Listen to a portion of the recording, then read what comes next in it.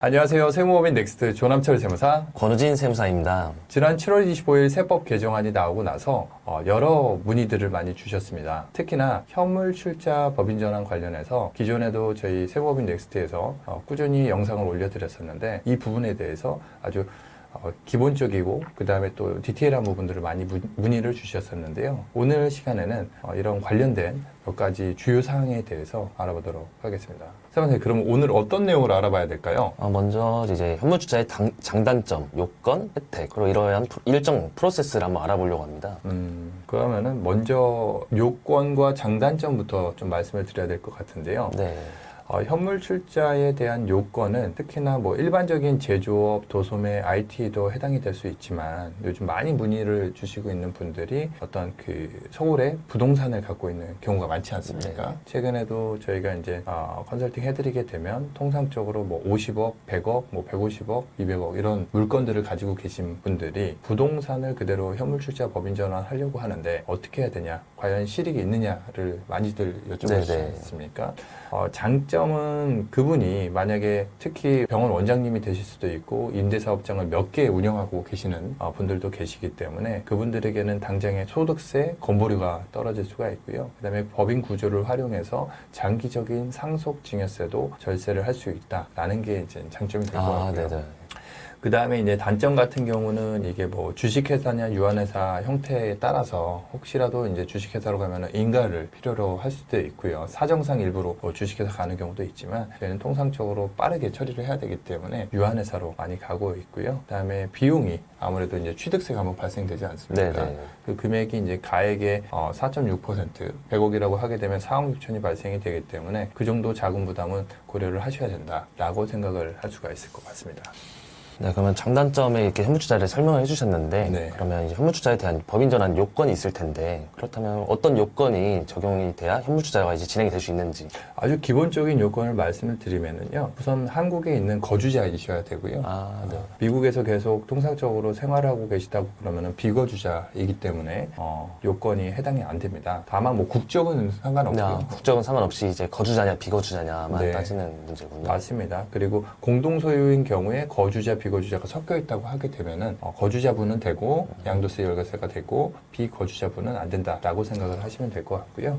두 번째로는 이제 사업을 영위하던 자, 개인 사업자가 주식을 한 주 이상 인수를 하면서 발기인이 되어야 되는데 현물 투자 같은 경우는 기존에 본인 100%였다고 하게 되면은 기본적인 프로세스는 본인 100% 주식을 가지고 간 상황으로 법인 전환을 하고요. 물론 법인 전환 과정에 현금 출자를 해서 배우자나 자녀 지분도 넣을 수도 있기는 한데 저희는 그렇게는 하진 않고 바로 100% 넘어가고 그 이후에 주식을 증여하던 양도하던 가족 법인 또는 특정 법인에게 양수도 하는 절차를 좀 가지고 있습니다. 그 다음에 요건이 이제 소비성 서비스업이 아니어야 된다는 요건이 있기 때문에 저희는 임대업이기 때문에 현재까지는 되고요. 다만 이제 이번 세법 개정안에 중소기업 범위에 임대업이 배제되는 조항이 있다 보니까 소비성 서비스업은 아니지만 중소기업 범위를 만약에 임대업이 벗어난다고 하게 되면 이 현물투자 양도세 이월과세가 혹시 내년에 개정 세법으로 인해서 양도세 이월과세가 안 될 수도 있는 가능성이 좀 있는 것으로 지금 내부적으로 판단을 하고 있습니다. 하지만 그거는 이제 지켜봐야 되고요. 우리가 배우자 이익 소각이라든지 그런 내용을 봤을 때도 그렇고 금투세도 마찬가지고요. 그런 부분이 뭐 즉각적으로 시행이 될 수도 있고 또 순차적으로 한 시간이 좀 걸려서 개정이 될 수도 있는 여지를 가지고 있다.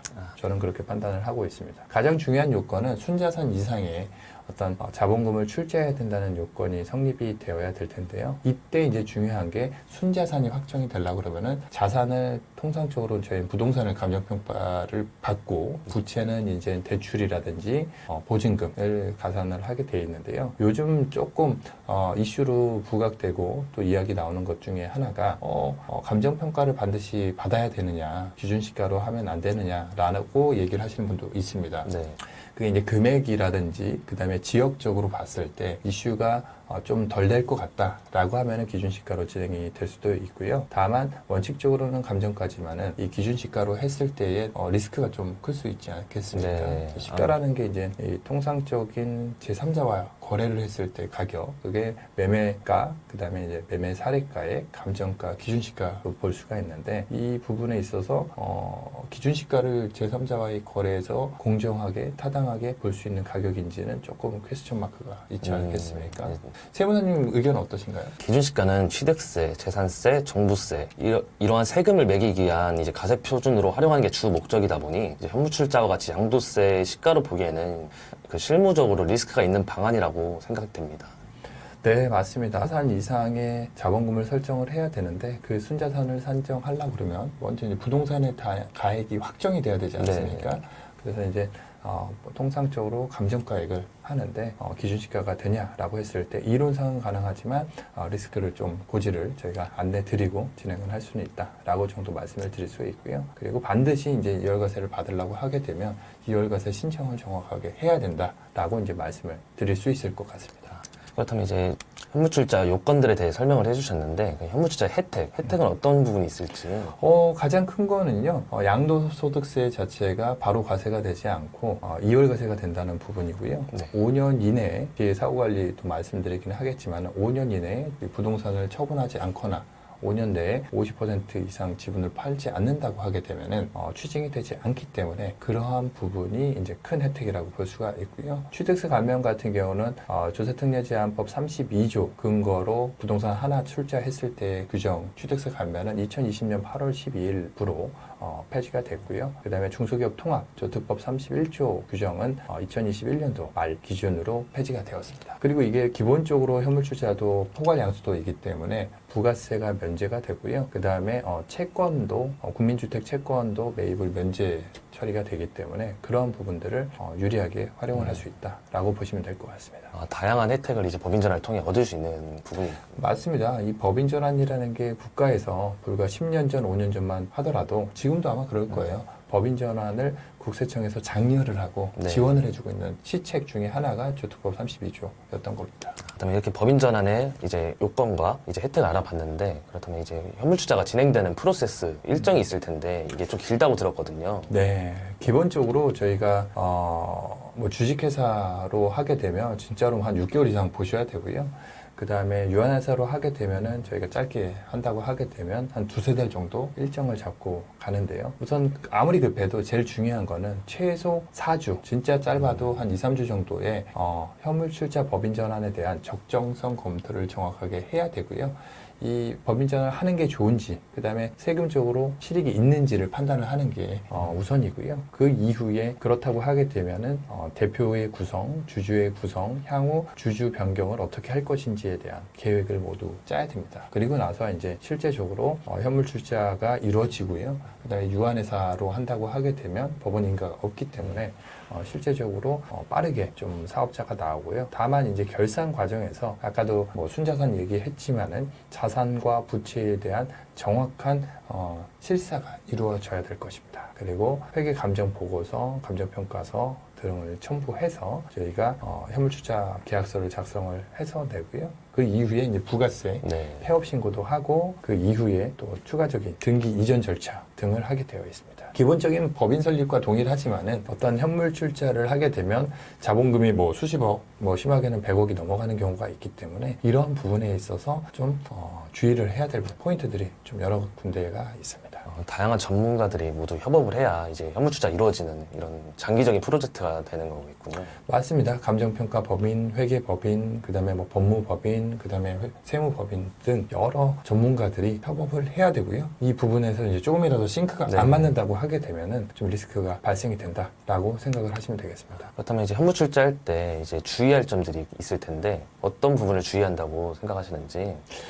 주의할 점이 이제 관련된 예규 판례를 보게 되면 하나하나 나올 수가 있는데요. 예를 들어 갖고 2인 이상이 부동산을 소유하고 있다고 하게 되면 그 물건이 전체가 현물출자가 돼야 됩니다. 내 지분만 현물출자 되냐라고 물어보시는 분들이 간혹 있으신데 그때는 현물출자가 아니라 다른 방법을 좀 활용을 하셔야 되고요. 뭐 매매를 한다든지 그 지분에 대해서 법인이 매매를 통해서 취득을 한 이후에 뭐 출자 전환을 할 수도 있고요. 다만 이제 양도세는 또 나올 수가 있겠죠. 네. 그다음에 부동산 지분의 뭐 일부, 뭐 공동사업장 한 명만 100%만 되느냐도 물어볼 수 있지만 본인이 100%인데 어떤 지분 50%만 되느냐라고 물어보시는 분도 계시는데 그런 경우는 안 되고요. 다만 내가 이 부동산이 증여받은 아버지로부터 배우자로부터 증여받은 부동산인데 얘도 현물주자 되냐라고 하는데 얘도 현물주자가 됩니다. 그럼 이월과세도 똑같이 계속 되고요. 다만 이제 양도세 신고를 정확하게 하셔야 되고 양도세 이월과세 신청도 해야 되는데 과소 신고한 경우에는 또 만약에 이제 취득가액이나 경비 처리를 덜 했다라고 하게 되면 과소 신고인데 이월과세는 유지가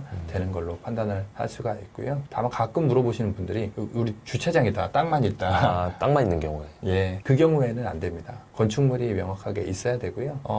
또 물어보시는 것 중에 하나가 어떤 사업자가 예를 들어 갖고 마곡동에 상가를 갖고 있는데 101호, 102호, 103호를 갖고 있단 말이죠. 그러면 같은 건물이기 때문에 사업자는 하나로 나왔겠죠. 그 중에서 101호만 현물주차 할 수 있냐? 그거는 또 됩니다. 아, 구분 등기가 돼 있다 보니까 이제 가능한 부분입니다. 그렇죠. 명확하게 자산과 부채를 식별할 수 있는 물건이기 때문에 그 권리도 또 승계를 할 수 있기 때문에 그거는 현물주차가 된다라고 이제 보시면 될 것 같고요. 그 다음에 반드시 이월과세 신청을 해야 되고요. 공제 대상 채무 이게 굉장히 중요할 수가 있는데요. 공제 대상 채무는 취득할 당시에 어떤 상가를 취득할 때 50억이었는데 그때 대출을 예를 들어 20억을 받았어요. 근데 그 이후에 10년에 걸쳐서 다 상환을 했는데 지금 개인 사정으로 인해서 공동담보로 다른 부동산 취득할 때 물상담보가 들어가 있다 또는 공동담보가 들어가 있다 라고 하게 되면 이 부분은 해당 부동산을 살 때 취득할 당시에 부채가 아니다 보니까 그 부분에 대해서 부채 인정을 못 받을 수가 있습니다. 그렇기 때문에 이 부분도 실무상 굉장히 중요한 부분인데 주의를 하셔야 될 것 같습니다. 그리고 여러 가지 또 실무를 하다 보면 굉장히 유의할 사항들이 많이 있는데요. 이런 부분들이 절세 효과가 크다 보니까 양도세가 예를 들어 5억 이상이다, 10억 이상이다 라고 하게 되면은 반드시 현물주차를 검토해 보실 필요가 있고요.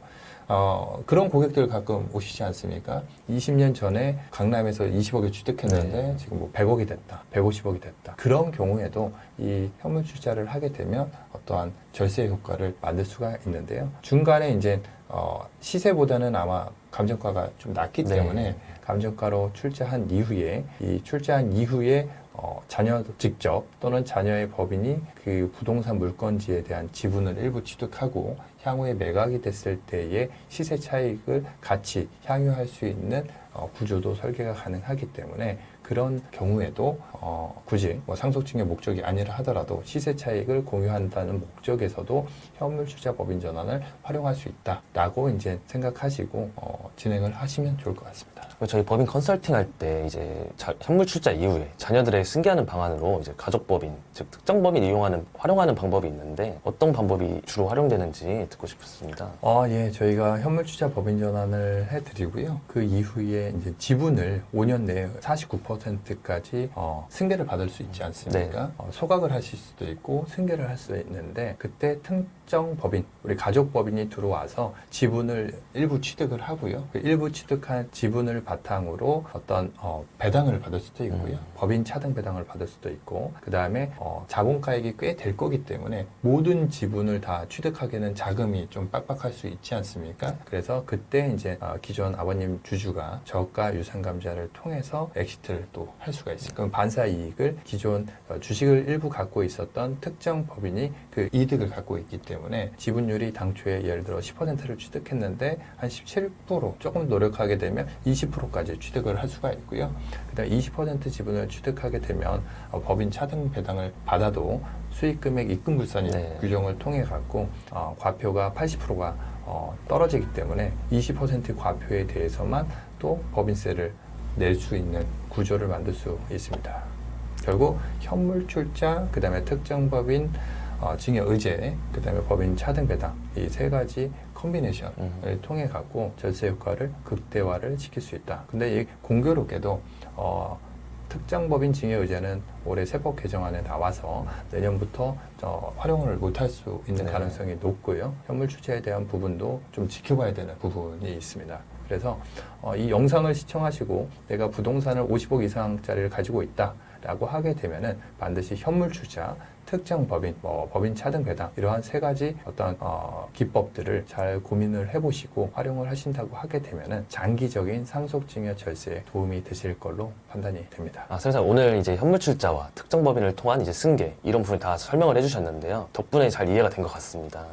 이게 어려운 내용이지만 역시 세무사님과 컨설팅 하다 보니까 저도 계속 이제 고객분들 설명할 때 계속 편하게 좀 쉽게 말씀을 드리려고 하는데 아무래도 이게 절세가 많이 되고 어려운 규정들을 우리가 활용하다 보니까 어려울 수도 있긴 한데 이해를 또 해주시고 따름이고요. 어쨌든 오늘 준비한 영상은 여기서 마치도록 하고요. 다음번에 더 보다 좋은 영상으로 찾아뵙도록 하겠습니다. 감사합니다.